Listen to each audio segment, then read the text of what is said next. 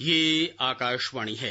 कार्यक्रम सामयिकी में प्रस्तुत है कोरोना वायरस संक्रमण पर स्वास्थ्य विशेषज्ञ डॉक्टर नरेंद्र सैनी से आकाशवाणी संवाददाता आनंद श्रीवास्तव की बातचीत। डॉक्टर सैनी, अमेरिका की जो स्वास्थ्य एजेंसी है centre for disease control and prevention CDCP, उसने 3 नए लक्षण कोरोना के जारी किए हैं। क्या कहेंगे आप इस पर? ये एक नई बीमारी है और धीरे धीरे करके हमें इस बीमारी के बारे में पता लगता जा रहा है, तो सबको अवगत कराना भी बहुत जरूरी हो जाता है। सिर्फ 5 महीने हुए इस बीमारी को आए और हमें नए नए लक्षण इसके बारे में पता लगे हैं। तो जो नए लक्षण जो लोगों में आमतौर पे अब और पाए जाने लगे हैं, उसमें है एक तो रनिंग नोज, ये नाक का बहना। दूसरा है नोजिया, यानी कि एक तरीके से आपको उल्टी जैसा लगना, और डायरिया यानी कि दस्त होना। ये 3 नए सिम्टम्स भी हैं जो देखा गया है कि काफी लोगों में पाए गए हैं। तो यदि हम सिम्टम्स को देखें तो कॉमन सिम्टम्स मैं जो कहूंगा वो कॉमन सिम्टम्स आते हैं। फीवर यानी कि बुखार, कॉफ यानी कि खांसी, और टायर्डनेस, आदमी का लगना कि मैं बहुत थक गया हूं। ये कॉमन सिम्टम्स है जो शुरुआत में हमने देखे।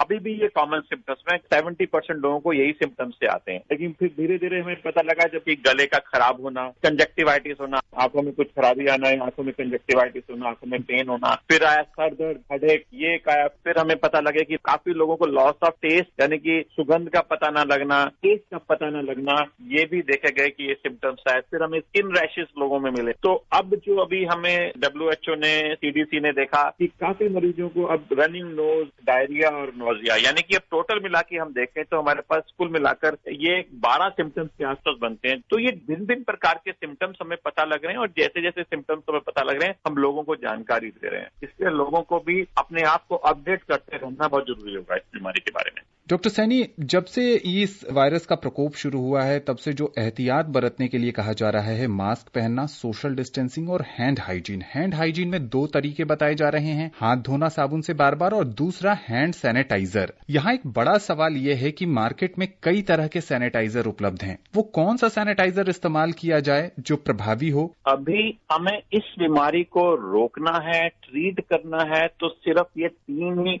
चीजें हैं जो आपने बताई। पहला फिजिकल डिस्टेंस, दूसरा मास्क और तीसरा हमारा हैंड वॉशिंग। मैं हैंड क्लीनिंग बोलूंगा, हैंड हाइजीन बोलूंगा। अब हैंड हाइजीन आप 2 तरीके से कर सकते हैं, एक तो साबुन और पानी से हाथ धोकर और दूसरा हैंड सैनिटाइजर से। मैं आपके प्रोग्राम के जरिए लोगों को बताना चाहता हूं कि प्लीज सबसे पहला यदि हैंड हाइजीन करना है तो साबुन और पानी है। आप हैंड सैनिटाइजर के पीछे मत भागिए। यदि आप साबुन और पानी से आप अपने हाथों को साफ कर सकते हैं तो उससे अच्छी कोई चीज नहीं हो सकती। ये हैंड सैनिटाइजर एक ऑल्टरनेटिव है, क्योंकि हैंड वॉशिंग आप सब जगह पे नहीं उपलब्ध होती। इतने सारे मार्केट में आ गए कि आप कौन सा सैनिटाइजर इस्तेमाल करें। देखिए, इसके अंदर अल्कोहल होता है, अल्कोहल होना जरूरी है, और वो अल्कोहल हो सकता है या तो इथेनॉल, आइसोप्रोपाइल अल्कोहल या प्रोपेनॉल। ये 3 तरह के अल्कोहल हैं। आप उसमें देखिए और 60 to 70% तक होना चाहिए। ये मैंने भी कई बार किया कि मेरे पास एज ए मेडिकल प्रोफेशनल बड़े सारे लोग आ जाते हैं, जी हमारे अल्कोहल में 90% हम अल्कोहल देंगे। एक ध्यान रखिए, ज्यादा परसेंटेज ऑफ अल्कोहल भी अच्छा नहीं है, वो भी आपका फायदा नहीं करेगा जो आपका 60 to 70% करेगा। तो उसके बहकावे में मत आइए कि कोई कह रहा है कि मैं 90% अल्कोहल दे रहा हूं या 100% दे रहा हूं, वो ज्यादा अच्छा है, क्योंकि उसमें पानी की मात्रा का होना भी जरूरी है, क्योंकि अदरवाइज वो वायरस को नहीं मार पाएगा। लेकिन 40 से 50% भी नहीं होना चाहिए। WHO रिकमेंड करता है 60 to 70%, ना इससे ज्यादा ना इससे कम। कम का भी नुकसान है और ज्यादा का भी नुकसान है। तो आप पहले तो वहां देखिए कि आपको है कि नहीं है। और एक और देखा गया, not only in India but America में भी देखा गया, FDA ने वार्निंग जारी की है कि उसके अंदर मिथनॉल होता है। अब कुछ पाया गया कि उन्होंने उसके अंदर मिलावट की मिथनॉल की, क्योंकि एथेनॉल आज की तारीख में बहुत मात्रा में चाहिए। लोग सभी हैंड सैनिटाइजर यूज कर रहे हैं तो लोग उसमें मिलावट कर रहे हैं मिथनॉल की। और वो मिथनॉल यदि उसके अंदर है तो वो आपको चीप मिल जाएगा, लेकिन वो आपके हाथों के लिए ठीक नहीं है। वो हाथों में रैशेस कर सकता है और थोड़ा बहुत एब्जॉर्ब भी होता है हमारे हाथों के द्वारा, और वो जाके हमारे को हेडेक कर सकता है, मतलब दिमाग में कंफ्यूजन पैदा कर सकता है, हाथों में दर्द पैदा कर सकता है, पेट में दर्द पैदा कर सकता है, डायरिया पैदा कर सकता है, और ज्यादा होने पर ये हमारी किडनी को भी खराब कर सकता है। तो इतने सारे इसके नुकसान हो सकते हैं। अब आप आंखों से नहीं पहचान सकते, इसलिए गवर्नमेंट को भी, यानी कि जो हमारी ड्रग कंट्रोलर है, उसको भी ध्यान देना होगा कि मार्केट में ऐसा स्पूरियस हैंड सैनिटाइजर नहीं आना चाहिए, क्योंकि आम आदमी शायद इसको नहीं पहचान पाएगा। यदि मिथनॉल मिल रहा है और आपको सस्ता मिल रहा है तो नहीं लीजिए, और आप अपनी जान पहचान की दुकान के पास जाइए, से रेगुलर सामान लेते हैं ताकि वो आपको स्पूरियस नहीं लगेगा। क्योंकि आज की तारीख में मैं देख रहा हूं कि हर कोई ये हैंड सैनिटाइजर बेच रहा है। आप किसी भी जगह चले जाइए, आपको हैंड सैनिटाइजर मिल जाएगा। इसका मतलब यह है कि कहीं न कहीं हो सकता है कि आपको जो हैंड सैनिटाइजर जो आपको फायदा पहुंचाएगा वो ना मिल पा रहा हो। डॉक्टर सैनी, मास्क बहुत सारे लोग ठीक ढंग से नहीं पहनते हैं। कोरोना वायरस ने एक मास्क संस्कृति को जन्म दिया है। आपको लगता है कि अब भी बहुत सारी चीजें मास्क से जुड़ी हैं जो लोगों को जानने, समझने और उसको अपने जीवन में अप्लाई करने की जरूरत है? यदि मैं 100 व्यक्ति को तो 80% लोगों ने मास्क पहना होता है। जो 20% ने नहीं पहना उनको पहनना चाहिए। जो 80% लोगों ने पहना होता है उसमें दुर्भाग्यवश सबसे बात कहूंगा कि वो एक तरीके से, क्योंकि सरकार ने कहा है तो पहनना है तो उसलिए पहना होता है। लेकिन सबसे पहली चीज आपको देखनी है, जब आप मास्क पहन रहे हैं तो आपका नाक और मुंह कवर होना चाहिए। यदि आपका नाक और मुंह कवर नहीं है, ना तो आप अपना फायदा कर रहे हैं ना दूसरे का फायदा कर रहे हैं। मास्क पहना जाता है यदि हमें कोई बीमारी है तो हम दूसरों को ना कर पाए। यदि मुझे कोरोना वायरस का मरीज हूं तो मैं दूसरों को ना कर पाऊं, और दूसरे को यदि वो बीमारी है तो मेरी तरफ वो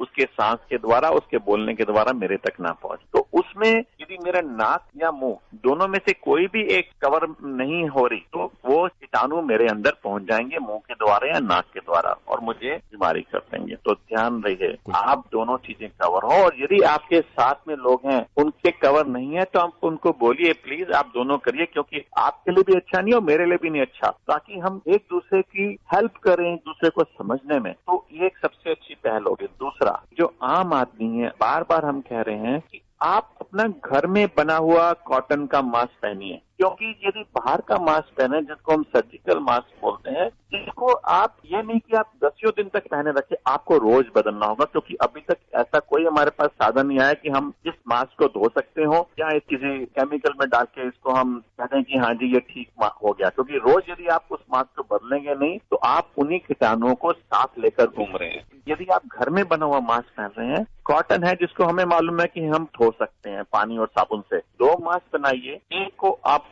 धोइए, दूसरे को आप पहनिए और उसको अच्छे से आप धूप में सुखाइए। इतना करने से आपका ठीक हो जाएगा। सर्जिकल मास्क यदि आप ले रहे हैं, ट्रिपल मास्क ले रहे हैं, तो आपको रोज बदलना है। यदि आप उसी मास्क को 2 दिन 4 दिन पहन रहे हैं तो आप उसको बहुत बड़ा नुकसान कर रहे हैं, क्योंकि सारे कीटाणु आप अपने घर में लेके आ रहे हैं, दूसरों को भी नुकसान पहुंचाएंगे। जी बिल्कुल। आप इसको साबुन से नहीं धो सकते। तीसरा, N95 मास्क, जो आम लोग हैं उसको प्लीज N95 मास्क हमारे देश में अब बनने शुरू हो गए, लेकिन फिर भी कम मात्रा में है। उनको सिर्फ आप हेल्थ केयर वर्कर्स के लिए रहने दीजिए, वहां पर जरूरी है। आम आदमी के लिए N95 मास्क की जरूरत नहीं है, क्योंकि आप इसमें पैसा भी ज्यादा खर्च कर रहे हैं और आप उसको ज्यादा देर तक पहन भी नहीं पाएंगे, क्योंकि उसमें सांस लेना इतना आसान नहीं होता। आपको काफी प्रैक्टिस चाहिए होती है। आप बार बार उसको उतारेंगे फिर डालेंगे, उससे ज्यादा नुकसान करेंगे। डॉक्टर सैनी, जैसे जैसे एक तरफ जो आधिकारिक लक्षण हैं वो बढ़ रहे हैं, वैसे वैसे जो लोग अपने रोजमर्रा के जीवन में अनुभव कर रहे हैं उनके मन में एक डर सा पैदा हो गया है कि कहीं मुझे कोरोना तो नहीं हो गया। भ्रम की स्थिति है लोगों के बीच, उसको कैसे दूर करेंगे? मैं कहूँगा भ्रम से ज्यादा दहशत की एक कंडीशन हो गई है लोगों के दिमाग में। उस दहशत को हटा दीजिए, क्योंकि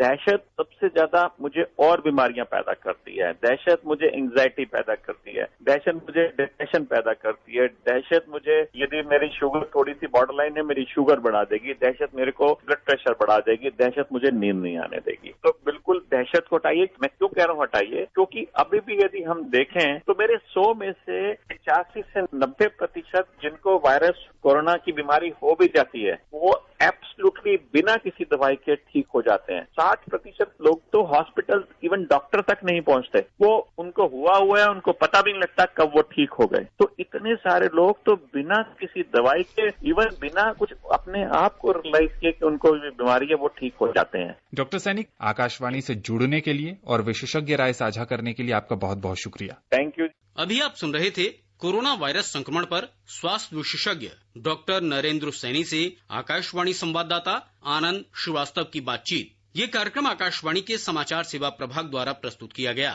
इसे आप हमारे mobile app news on AIR पर भी सुन सकते हैं। इस कार्यक्रम के संबंध में अपनी प्रतिक्रिया आप हमें ईमेल कर सकते हैं। पता है airnsdtalks@gmail.com। ये कार्यक्रम फिर से सुनने के लिए लॉग ऑन करें हमारी वेबसाइट newsonair.com।